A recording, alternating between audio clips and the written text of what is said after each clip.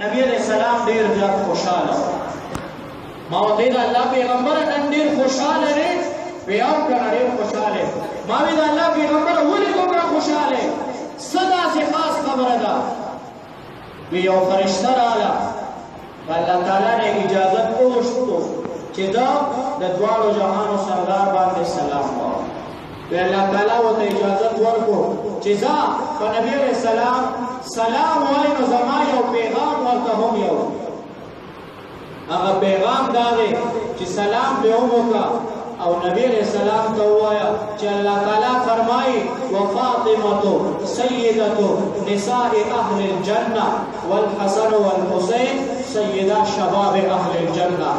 چې ستا لور فاطمه دا به په جنت کې د تمامو بیبیانو سردارې او د دې بچي حسنین دا به د جنت د نوجوانانو سرداران وي ځکه ډېر زیات خوشحاله نبی علیہ السلام ورسره دومره مینه وه د هغه حسنینو مور ده او د چا لور ده د دواړو جهانو سردار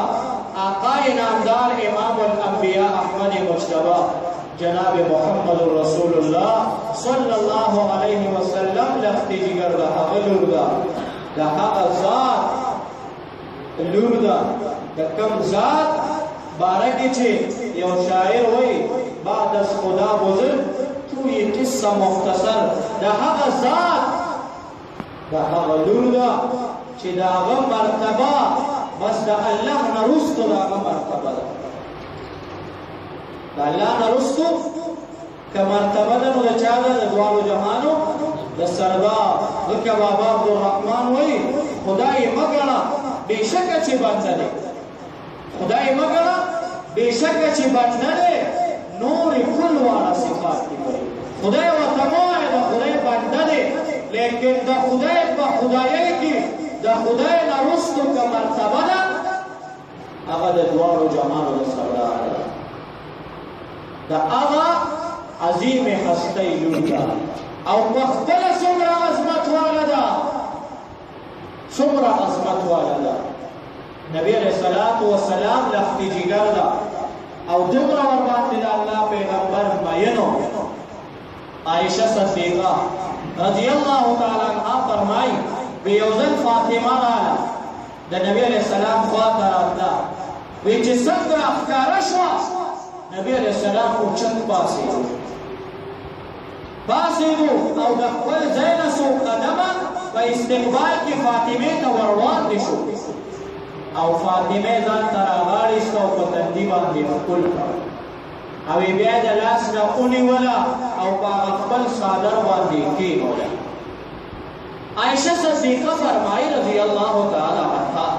وی ما د دواړو جهانو سردار ته وویل چې دا دومره عزت دا خو د مور کېدی شي دومره عزت دومره احترام پاڅېدل په استقبال کې څو قدمه وړاندې کېدل د لاس نه نیول په خپل ځای په خپله ګدۍ کېنول دا خو د مور دا دومره عزت پکار دی نو د لور دومره عزت وی د دواړو جهانو سردار وی عایشې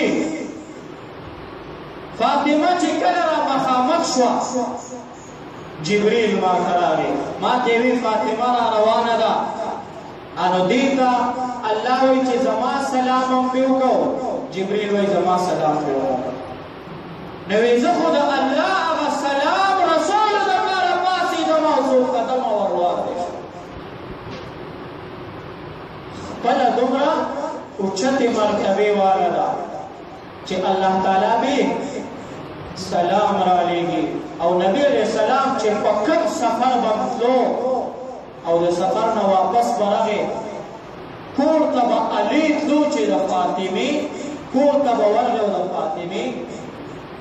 سلام او د هغې دیدار دی خو تر هغې به کور ته نه تلو خوب به ورته دومره ورباندې نبی علیہ السلام دی لیکن دنیای حیثیت څومره ما تاسو وی کامیابی او ناکامی اصل کامیابی و رضوان من الله اکبر لوی کامیابی دا د الله تعالی رضامندی ده او چا چې د الله رضامندی کا بیا دکترائی پا مکان کی اسی دے کامیاب دے کپڑی شریدنی بھی دے کامیاب دے کگیرے خالی بھی دے کامیاب دے اس دمرا اچھت مرتبے والا بی بی دا چادا دا علی مور دا چادا دا حسنینو لور دا چادا دا دوارو جہانو دا سردار او بخبل دمرا لوگ مقام دے لیکن دنیای حیثیت سو یو پیر بیمار شو دا دوارو جہانو سردار تپوس کلا و پختنے دا نبی علیہ السلام خپل خادم حضرت عمران رضی اللہ تعالیٰ مزان سرا خود فاطمی بھی تپوس کلا ہو چلالو دروازے والا آواز کو دنیا فاطمی بھی آواز کو بابا جانا رازا کور نور سوکشت تا تا اجازت تے رازا نبی علیہ السلام و توینا پردو کا ما سر زما خادم عمرانم دے زی آوازی نیم ما سر صحابی دے پردو کا فاطمی رضی اللہ تعالیٰ عنہ و توید دوار جہان و سردارا پکور کی تمرا کپڑا نشتا چیز پاکی بازی پردو دا ستر دا پارا دا پردی دا پارا تمرا کپڑا نشتا چیز چلو کپڑا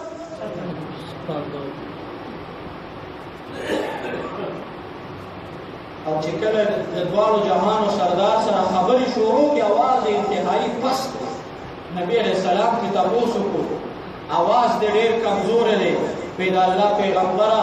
دری رضی روشوی چی سشے میں نے پڑھنے دا خوراک سے سید پیدا ہوشے دنیای حیثیتی داو چونکہ غیتا معلوم ہوا چی اصل کامیابی سے شیرے اصل کامیابی دا اللہ تعالی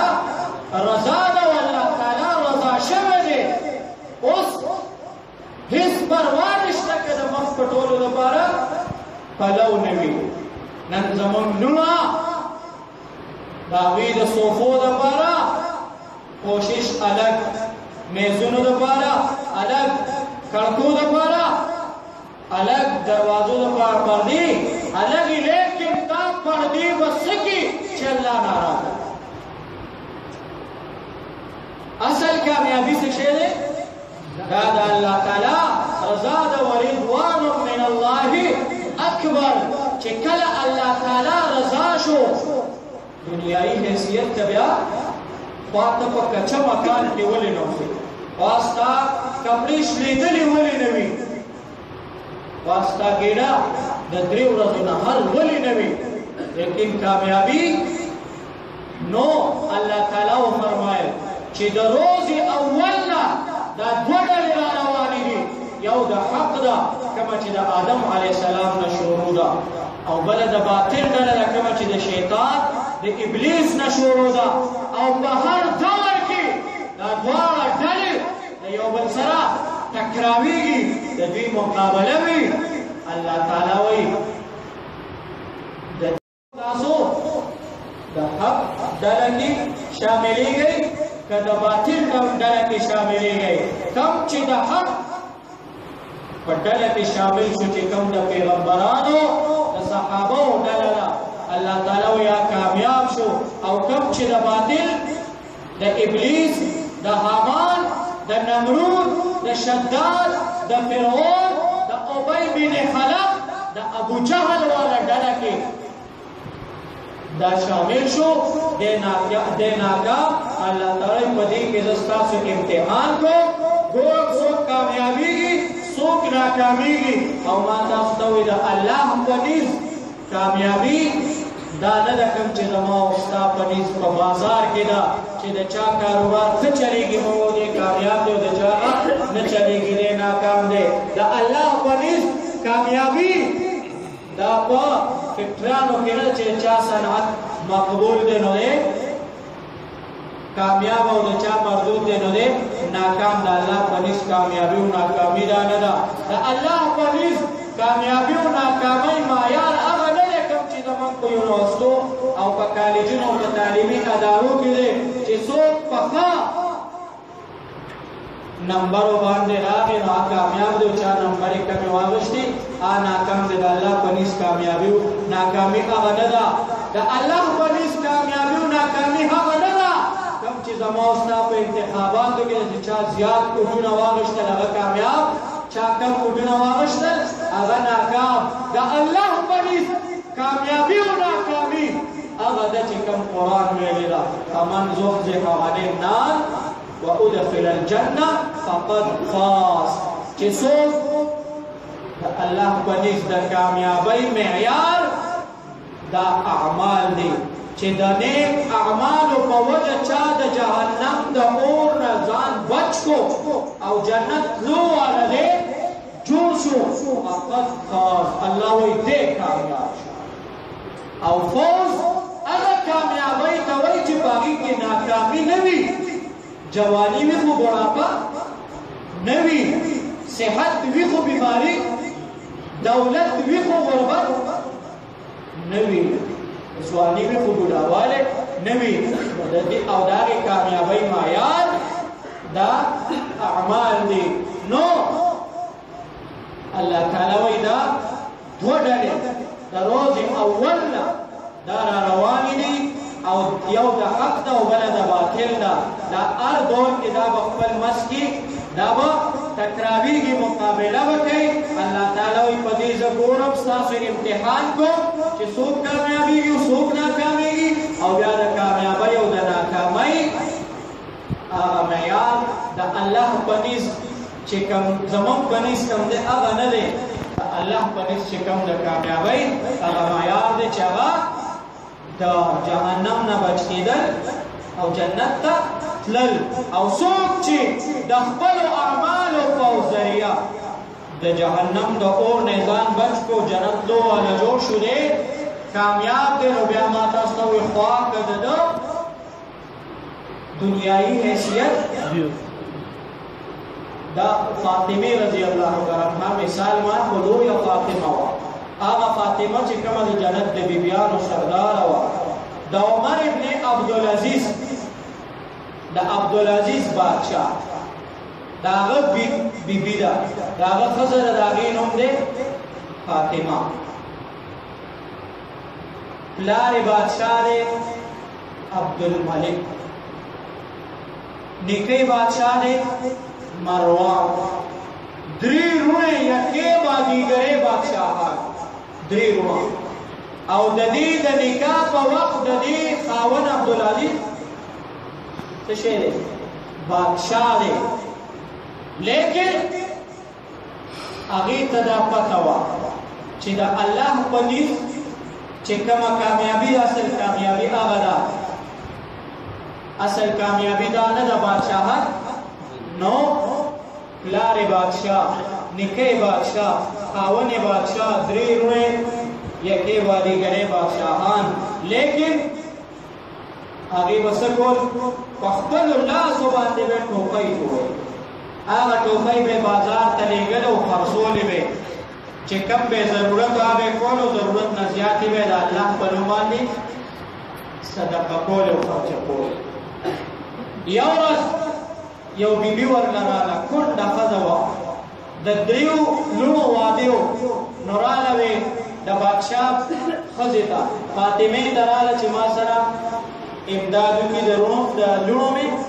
ودونه دي د جهیز لپاره ما سره امداد وکړي چې راله ویې کتل فاطمه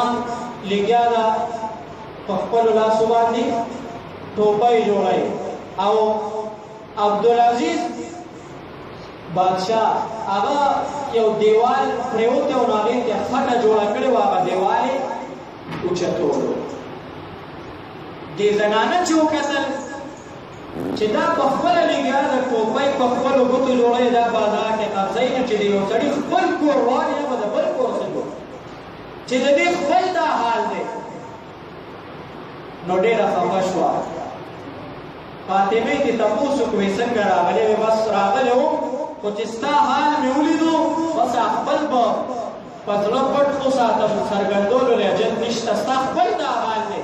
لګیا په لاسو باندې ټوپۍ جوړی او دا خرڅوي نو د ما سره بسې امداد وکړي